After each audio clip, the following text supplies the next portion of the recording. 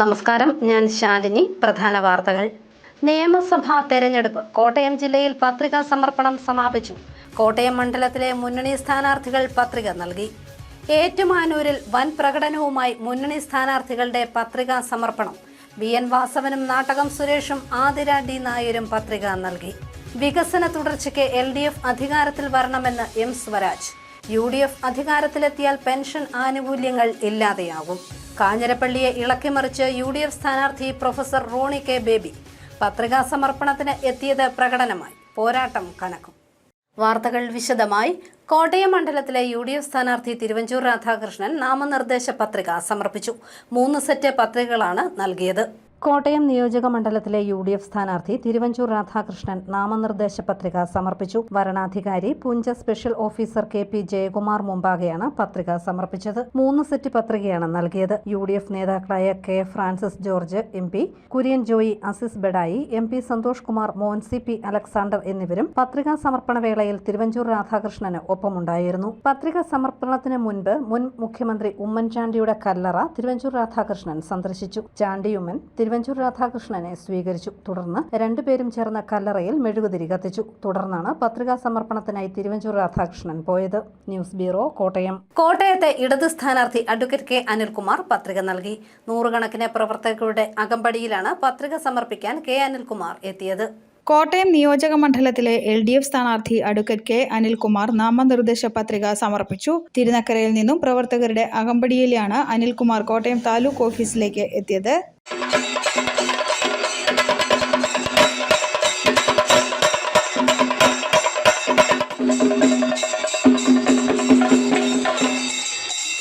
മൂന്ന് സെറ്റ് പത്രികയാണ് വരണാധികാരി പുഞ്ച സ്പെഷ്യൽ ഓഫീസർ KP ജയകുമാർ മുൻപാകെ സമർപ്പിച്ചത്. നേതാക്കളായ K സുരേഷ് കുറുപ്പ്, MK പ്രഭാകരൻ, ജോജി കുറത്തിയാടൻ, സന്തോഷ് കേശവനാഥ് എന്നിവർ സ്ഥാനാർത്ഥിക്കൊപ്പം പത്രിക സമർപ്പണ സമയത്ത് ഉണ്ടായിരുന്നു. News bureau, Kottayam. കാഞ്ഞിരപ്പള്ളിയെ ഇളക്കിമറിച്ച് UDF സ്ഥാനാർത്ഥി പ്രൊഫസർ റോണി K ബേബിയുടെ പത്രികാ സമർപ്പണം. 100 കണക്കിന് പ്രവർത്തകർ അകമ്പടിയായി പ്രകടനം നടത്തി. കാഞ്ഞിരപ്പള്ളി നിയോജക മണ്ഡലത്തിലെ UDF സ്ഥാനാർത്ഥി പ്രൊഫസർ റോണി K ബേബി നാമനിർദ്ദേശ പത്രിക സമർപ്പിച്ചു. കാഞ്ഞിരപ്പള്ളി പേട്ടക്കവലയിൽ നിന്നും പ്രകടനത്തോടെ എത്തിയായിരുന്നു പത്രികാ സമർപ്പണം. കാഞ്ഞിരപ്പള്ളി സിവിൽ സ്റ്റേഷനിൽ തഹസീൽദാരും ഉപവരണാധികാരിയുമായ അനീഷ് ഇപ്പൻ മുൻപാകെയാണ് പത്രിക സമർപ്പിച്ചത്. മുതിർന്ന UDF നേതാക്കൾ ഒപ്പമുണ്ടായിരുന്നു. 100% ആത്മവിശ്വാസമാണ്. ഞാൻ മറ്റൊന്നും കൊണ്ടല്ല. ഈ തെരഞ്ഞെടുപ്പ് ഏറ്റെടുത്തിരിക്കുന്നത് കാഞ്ഞിരപ്പള്ളി നിയോജകമണ്ഡലത്തിലെ ഐക്യ ജനാധിപത്യ മുന്നണിയുടെ നേതാക്കന്മാരാണ്. ഞാൻ അവരുടെ ഒരു പ്രതിനിധി മാത്രമാണ്. അവരെല്ലാവരുമാണ് മത്സരിക്കുന്നത്. UDF ആണ് മത്സരിക്കുന്നത്. UDFന് 100% വിജയപ്രതീക്ഷയുണ്ട്.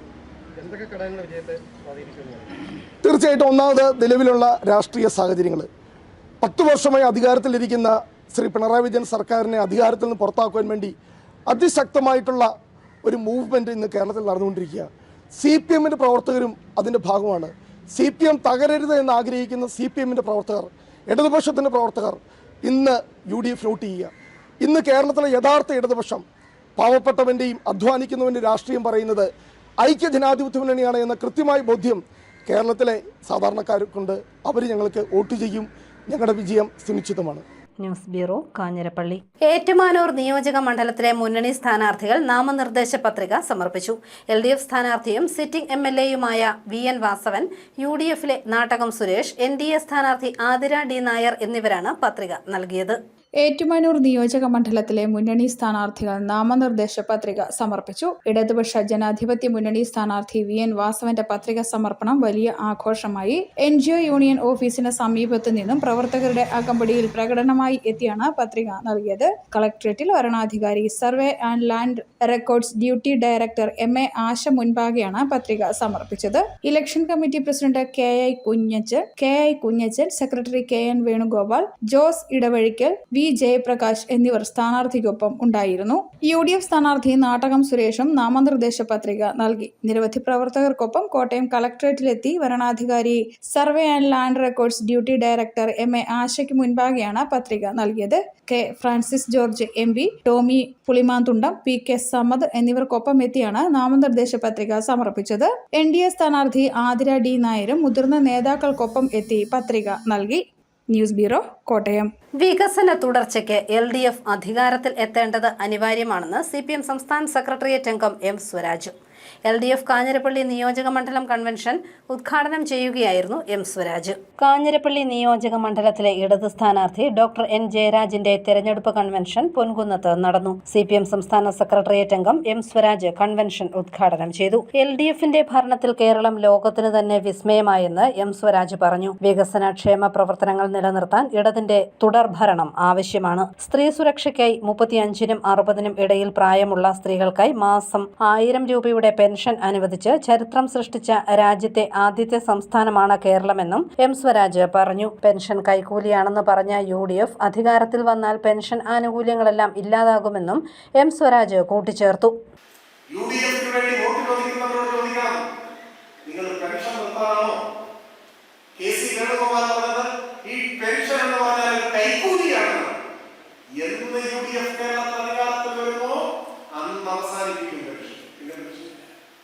അത് കൈക്കൂലിയാണ്, കൊടുക്കാൻ പാടില്ല എന്നാണ് കോൺഗ്രസിന്റെ നിലപാട്. പരസ്യമായി പറഞ്ഞിട്ടുള്ളത് പെൻഷൻ നൽകണോ, പവർ കട്ട് തിരിച്ചു തരണോ, സ്കൂൾ കൂട്ടണോ, കുട്ടികളുടെ പാഠപുസ്തകം ഉണ്ടാകണോ, ഇതിനെല്ലാം ഉപരി ഏറ്റവും പ്രധാനപ്പെട്ട ഒരു പ്രത്യേകത എന്താണ്? കേരളത്തിൽ സമാധാനമായി ജീവിക്കാം. വർഗീയ കലാപത്തിന് കോപ്പുകൂട്ടുന്നവരെ തുറങ്കിലടയ്ക്കാൻ ഇച്ഛാശക്തിയുള്ള സർക്കാരാണ് കേരളം ഭരിച്ചതെന്നും എം സ്വരാജ് കൂട്ടിച്ചേർത്തു. ഇപ്പോഴോ അനങ്ങിയില്ല. മനുഷ്യരെ തമ്മിലടിപ്പിക്കുന്ന, കൊല്ലുന്ന, വർഗീയ കലാപത്തിന് കോപ്പുകൂട്ടുന്ന ചെറിയൊരു നീക്കമുണ്ടായ അവിടെ സർക്കാരാണ്, പോലീസ് വന്നു. അതുകൊണ്ട് ഇപ്പൊ മാളത്തിൽ വിളിച്ചിരിക്കുകയാണ്. ഈ സമാധാന അന്തരീക്ഷം പകരാൻ പാടില്ല. കേരളത്തിന്റെ നന്മകൾ കൂടുതൽ വളരണം, ശക്തിപ്പെടണം. നമ്മുടെ നാട് അഭിവൃദ്ധിപ്പെടണം. കേരളത്തിലെ ജനങ്ങളുടെ ജീവിതം ഇനിയും മെച്ചപ്പെടണം. ലോകത്തിന്റെ മാതൃകയായി നമ്മുടെ വികസന കുതിപ്പ് തുടരണം. സമാധാനപരമായി ജീവിക്കാൻ കഴിയണം. ഇതിനെല്ലാം ഇടതുപക്ഷം ജയിച്ചേ തീരും. CG ജ്യോതിരാജ് അധ്യക്ഷനായി. നേതാക്കളായ CK Sasidharan, VG Lal, professor Lopez Mathew, MT Kurian, advocate Santhosh Kumar, PA Thaha, advocate Gireesh S Nair, Mohan Chennakulam, TN Gireesh Kumar തുടങ്ങിയവർ പങ്കെടുത്തു. യോഗത്തിന് ശേഷം തെരഞ്ഞെടുപ്പ് കമ്മിറ്റി ഓഫീസും ഉദ്ഘാടനം ചെയ്തു. News bureau, Ponkunnam. പാലായിലെ ഇടതു സ്ഥാനാർത്ഥി ജോസ് കെ മാണി നാമനിർദ്ദേശ പത്രിക നൽകി. KM മാണിയുടെ കല്ലറയിലെത്തി പ്രാർത്ഥിച്ച ശേഷമാണ് ജോസ് കെ മാണി പത്രികാ സമർപ്പണത്തിന് എത്തിയത്. പാലായിലെ ഇടത് സ്ഥാനാർത്ഥി ജോസ് കെ മാണി നാമനിർദ്ദേശ പത്രിക സമർപ്പിച്ചു. രാവിലെ KM മാണിയുടെ കബറിടത്തിലെത്തി പ്രാർത്ഥിച്ച ശേഷം കുരിശുപള്ളി കവലയിലെ ഓഫീസിലെത്തി പാർട്ടി പ്രവർത്തകർക്കൊപ്പമാണ് നാമനിർദ്ദേശ പത്രിക സമർപ്പിക്കാൻ എത്തിയത്. തഹസീൽദാർ രഞ്ജിത്ത് ജോർജിന് മുൻപാകെയാണ് പത്രിക സമർപ്പിച്ചത്. നേതാക്കളായ Lalichan George, professor Lopez Mathew, Babu K George എന്നിവരും ഒപ്പമുണ്ടായിരുന്നു. നൂറുകണക്കിന് പ്രവർത്തകരാണ് സിവിൽ സ്റ്റേഷൻ പരിസരത്ത് ജോസ് കെ മാണിയെ കാത്തുനിന്നത്. നിയമസഭാ തെരഞ്ഞെടുപ്പുമായി ബന്ധപ്പെട്ടുള്ള പ്രിപ്പറേഷൻ ഇടതുപക്ഷ ജനാധിപത്യ മുന്നണി, നമുക്കറിയാം പഞ്ചായത്ത് തെരഞ്ഞെടുപ്പിന് ശേഷം തന്നെ എല്ലാം ഈ 140 നിയമസഭാ മണ്ഡലത്തിലും ആരംഭിച്ചിരുന്നു. അതിൻ്റെ ഭാഗമായി വികസനവുമായി ബന്ധപ്പെട്ട് എത്രയോ പറഞ്ഞാൽ നമുക്ക് തീരില്ലാത്ത പോലെയുള്ള വികസന പദ്ധതികൾ നടപ്പിലാക്കി അത് ജനങ്ങളിൽ എത്തിക്കുവാൻ വേണ്ടി വികസന മുന്നേറ്റ ജാഥ ഇടതുപക്ഷത്തിൻ്റെ നേതൃത്വത്തിൽ 3 മേഖലയായിട്ട് നടത്തി. അത് വലിയൊരു വിജയമായി നമ്മൾ കണ്ടു. ആ വിജയം എന്ന് പറയുന്നത് UDF ഈ പ്രതിദാനം ചെയ്യുന്ന നിയമസഭാ മണ്ഡലത്തിൽ പോലും ആവേശകരമായ പ്രതികരണമാണ് അവിടെ ലഭിച്ചത്. അതിനുശേഷം നിയമസഭാ തെരഞ്ഞെടുപ്പുമായി ബന്ധപ്പെട്ട് സ്ഥാനാർത്ഥിത്വം ഏറ്റവും ആദ്യമേ നമ്മൾ ഇടതുപക്ഷം പ്രഖ്യാപിച്ചു. അതിനുശേഷം സ്ഥാനാർത്ഥികളായി ഇപ്പോൾ നമ്മൾ നോമിനേഷനുമായി ബന്ധപ്പെട്ട് നമ്മൾ കംപ്ലീറ്റ് ചെയ്തിരിക്കുന്നു. ഈ ഘട്ടത്തിൽ തന്നെ മണ്ഡലം തലത്തിൽ, പഞ്ചായത്ത് തലത്തിലുള്ള ഞങ്ങളുടെ ഈ ഇടതുപക്ഷത്തിൻ്റെ LDFൻ്റെ പദ്ധതികളും അതോടൊപ്പം തന്നെ യോഗങ്ങളും നടന്നുകൊണ്ടിരിക്കുകയാണ്. വലിയൊരു പ്രതീക്ഷയിലാണ്. അനുകൂലമായ ഒരു വിധി ഇടതുപക്ഷത്തിന് കേരള സംസ്ഥാനത്തുമുണ്ടാകും, പാലായിലുമുണ്ടാകും. പാലാ മണ്ഡലത്തിലെ ആം ആദ്മി പാർട്ടി സ്ഥാനാർത്ഥി അഡ്വക്കേറ്റ് റോണിയും നാമനിർദ്ദേശ പത്രിക സമർപ്പിച്ചു. News bureau, Pala. ഏറ്റുമാനൂർ മണ്ഡലത്തിലെ UDF സ്ഥാനാർത്ഥി നാട്ടകം സുരേഷിന്റെ തെരഞ്ഞെടുപ്പ് പ്രചരണാർത്ഥം റോഡ് ഷോ നടത്തി. ഏറ്റുമാനൂർ മഹാദേവ ക്ഷേത്ര പടിഞ്ഞാറേ നടയിൽ നിന്നാണ് പ്രചരണം തുടങ്ങിയത്.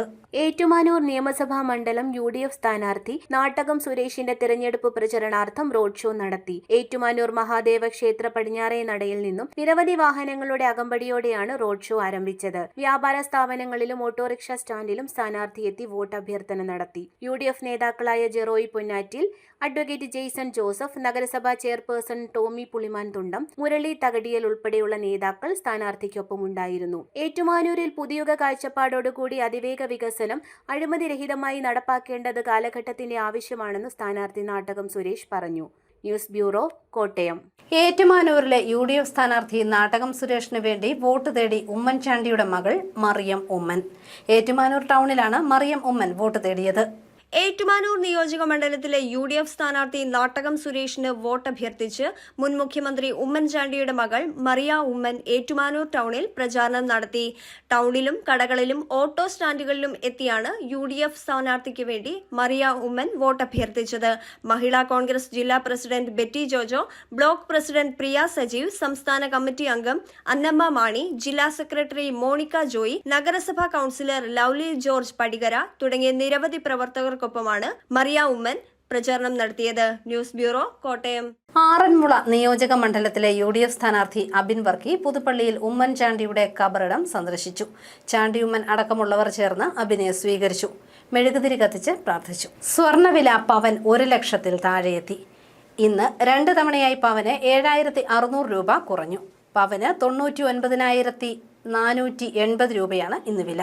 സ്വർണം വാങ്ങാൻ ആഗ്രഹിക്കുന്നവർക്ക് ആശ്വാസമായി സംസ്ഥാനത്ത് സ്വർണ്ണവില കുറഞ്ഞു. ഇന്ന് 2 തവണയാണ് വില കുറഞ്ഞത്. രാവിലെ സ്വർണം ഗ്രാമിന് 545 രൂപയും പവന് 4,360 രൂപയുമാണ് കുറഞ്ഞത്. ഇതോടെ ഒരു പവന്റെ വില 1,02,680 രൂപ എന്ന നിരക്കിലേക്ക് രാവിലെ വില താഴ്ന്നു. ഉച്ചയ്ക്ക് ശേഷം ഗ്രാമിന് 400 രൂപ കുറഞ്ഞു. ഇതോടെ ഗ്രാമിന് 12,435 രൂപയായി. പവന് 3,200 രൂപ കുറഞ്ഞ് 99,480 രൂപയായി. സ്വർണ്ണവിലയിൽ റെക്കോർഡ് ഇടിവ് രേഖപ്പെടുത്തിക്കൊണ്ട് വിപണി 2.5 മാസത്തെ ഏറ്റവും താഴ്ന്ന നിരക്കിലെത്തിയിരിക്കുകയാണ്. All Kerala gold and silver merchants അസോസിയേഷന്റെ കണക്കുകൾ പ്രകാരം ഈ മാസത്തെ ഏറ്റവും ഉയർന്ന നിരക്കിലായിരുന്നു സ്വർണം. മാർച്ചിലെ ഏറ്റവും കുറഞ്ഞ നിരക്കായ മാർച്ച് 16-ലെ 1,15,440 രൂപയും മറികടന്നാണ് ഇപ്പോൾ 1 ലക്ഷത്തിന് തൊട്ടരികിൽ എത്തി നിൽക്കുന്നത്. കഴിഞ്ഞ ശനി ഞായർ ദിവസങ്ങളിൽ 1,07,040 രൂപയിൽ തുടർന്ന വിലയാണ് ഇന്ന് കുത്തനെ ഇടിഞ്ഞത്. സ്വർണത്തിനൊപ്പം വെള്ളി വിലയിലും കുറവുണ്ടായിട്ടുണ്ട്. ഗ്രാമിന് 15 രൂപ കുറഞ്ഞ് 230 രൂപയായും 10 ഗ്രാമിന് 2,300 രൂപയായും വെള്ളി വില മാറി.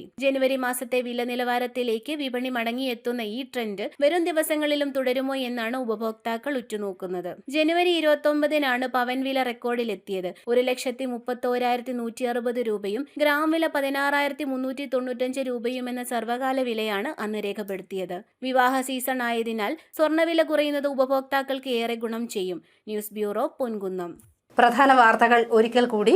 നിയമസഭാ തെരഞ്ഞെടുപ്പ്. കോട്ടയം ജില്ലയിൽ പത്രികാ സമർപ്പണം സമാപിച്ചു. കോട്ടയം മണ്ഡലത്തിലെ മുന്നണി സ്ഥാനാർത്ഥികൾ പത്രിക നൽകി. ഏറ്റുമാനൂരിൽ വൻ പ്രകടനവുമായി മുന്നണി സ്ഥാനാർത്ഥികളുടെ പത്രികാ സമർപ്പണം. VN വാസവനും നാട്ടകം സുരേഷും ആതിര D നായരും പത്രിക നൽകി. വികസന തുടർച്ചയ്ക്ക് LDF അധികാരത്തിൽ വരണമെന്ന് M സ്വരാജ്. UDF അധികാരത്തിലെത്തിയാൽ പെൻഷൻ ആനുകൂല്യങ്ങൾ ഇല്ലാതെയാകും. കാഞ്ഞിരപ്പള്ളിയെ ഇളക്കിമറിച്ച് UDF സ്ഥാനാർത്ഥി പ്രൊഫസർ റോണി K ബേബി. പത്രികാ സമർപ്പണത്തിന് എത്തിയത് പ്രകടനമായി. പോരാട്ടം കനക്കും. ഈ ബുള്ളറ്റിൻ പൂർണ്ണമാകുന്നു. നമസ്കാരം.